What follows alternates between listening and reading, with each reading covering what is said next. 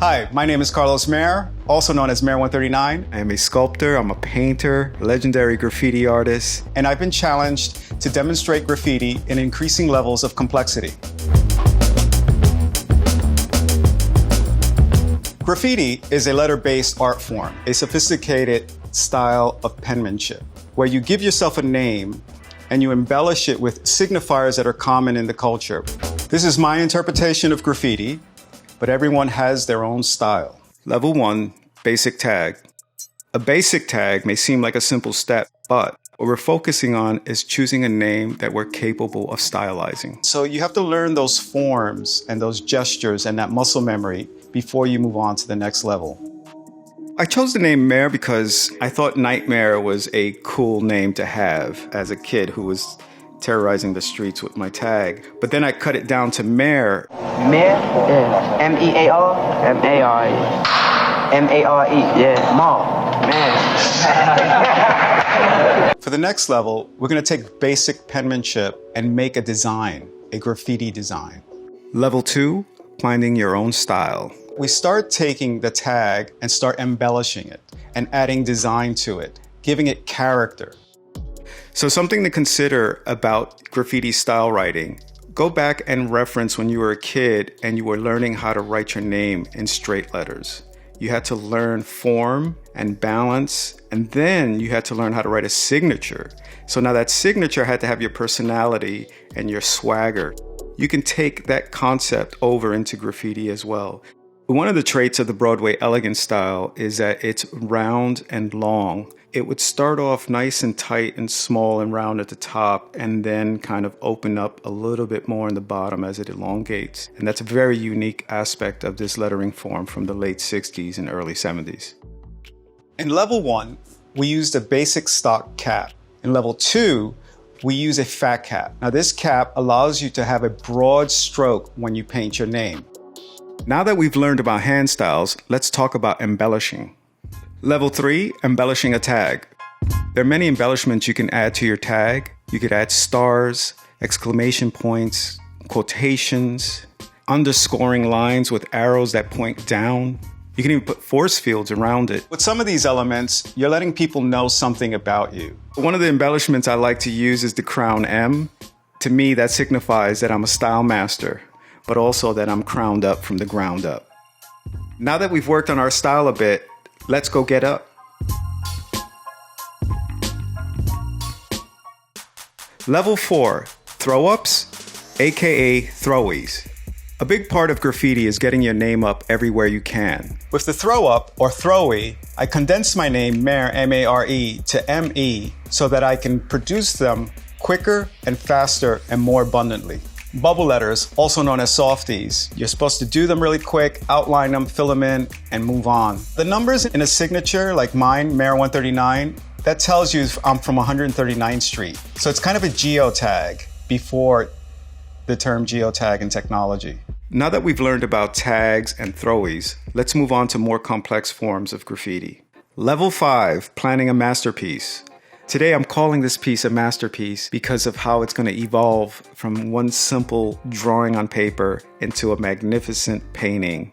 It's important but not necessary to draw your outline. It's always good to have a sketch or something in mind before you apply it to the wall. In my case, I drew mine out because I wanted to have a certain kind of symmetry and balance in my piece today. Well, the inspiration for this piece came from the first letter. That really set the tone. I saw design elements there that made sense to me. The initial marks that I put on the wall were just guides for me. And in order for me to have the symmetry I was looking for, I had to make sure I knew where the parameters were on the wall. Don't worry about perfection because once you start outlining and sketching it, the paint dries fast so you can coat it again and keep coming back to perfect your piece. So the guides are just there to help you get through the process. As you get more comfortable and you start getting more creative, you lose all those guides and you start really embellishing and freely interpreting what you want. Now that we have our initial outline, let's start giving it color. Level 6, the fill. So once you have your basic outline, you want to fill in your piece. And generally you start with a solid color, or decide what color palette you're going to use and then start applying it accordingly. But the fill-in is really important. That's where you really start blocking out your piece on the wall. With the Throw-E, you'll notice how haphazardly it was filled in, very quick. With the Masterpiece, I took my time with the paint. I really wanted to stick. I wanted it to be opaque. I wanted to show that I was really invested in what I was doing. One of the things about painting a masterpiece is that you got to be prepared to kind of have a dance with the wall, so to speak. There's all this muscle memory, of course, but there's a flow. Your body extends with these lines. It is a very physical act and it requires some endurance and focus. So be prepared to have a very numb hand at the end of the day. One of the things with the spray can, you have to kind of master the pressure. So this way you can determine how thin and how heavy your stroke will be. Now that we have our letters down, we can move on to the background. Level 7, adding a background. Background painting is important because it really sets the stage for your painting. It really gives it a home to sit on. The background gives you a sense of completion with your piece, because they really allow your name to stand out. For the background force field, I used a New York Fat Cap, which is a versatile cap. It allowed me to do a fine line, but also use it for broad strokes. The colors I chose had a lot of contrast between them. The reason I chose it is because they would pop off the wall. To me, everything in graffiti is subjective and customizable. It's about finding your own style. Level 8, blends.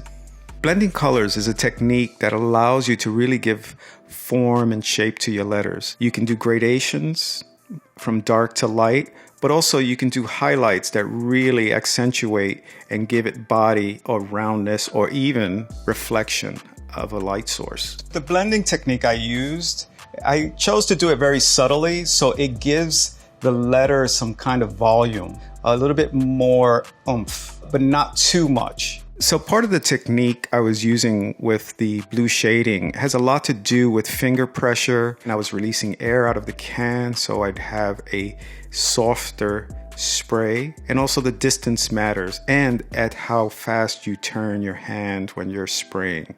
Now that we fill in the piece and did some blends and gradients in it, I want to come back and give it some design elements to embellish it. Level 9, design embellishments.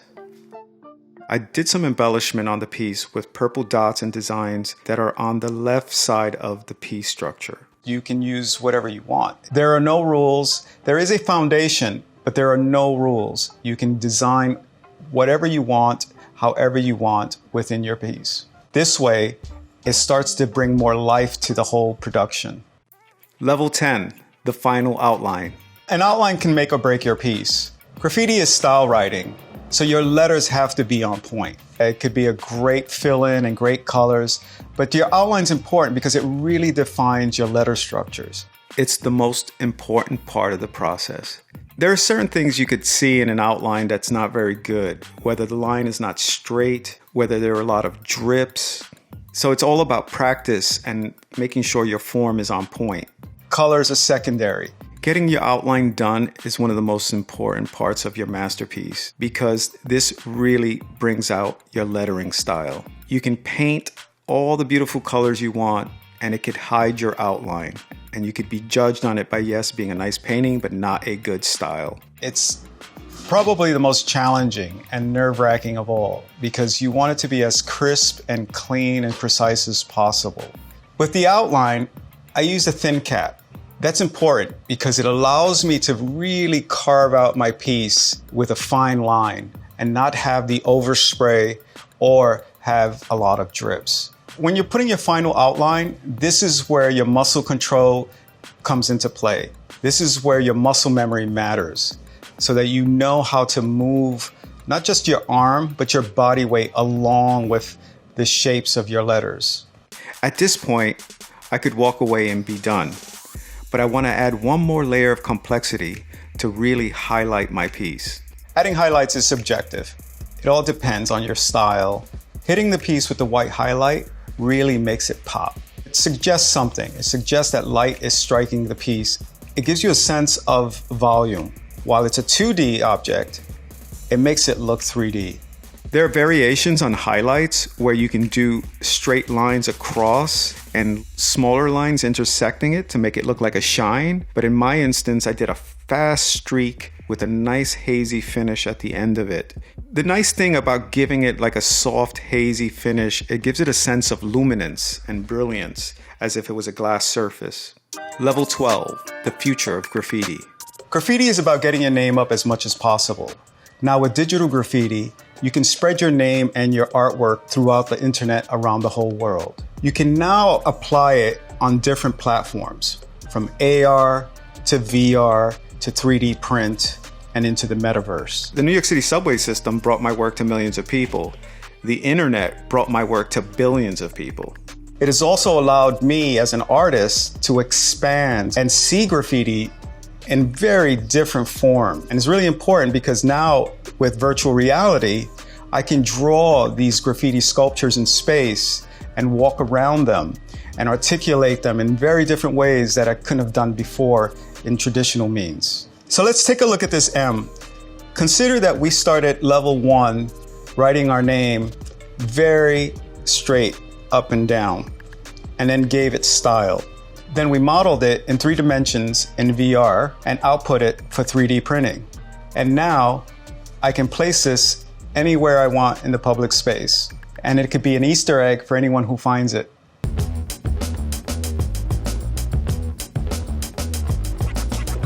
Graffiti is an ever-evolving art form. Once considered an illegal art form, is now celebrated and practiced worldwide. You can find it in museums, you could find it in advertising, you can find it in fashion, you could find it on the internet. The more you practice it, you can find your place for it and in it. The more you practice, the more you look at other artists, the more you collaborate with other artists, the better you will become. Graffiti style writing is an art form. It's a personal expression. Go out, go get up.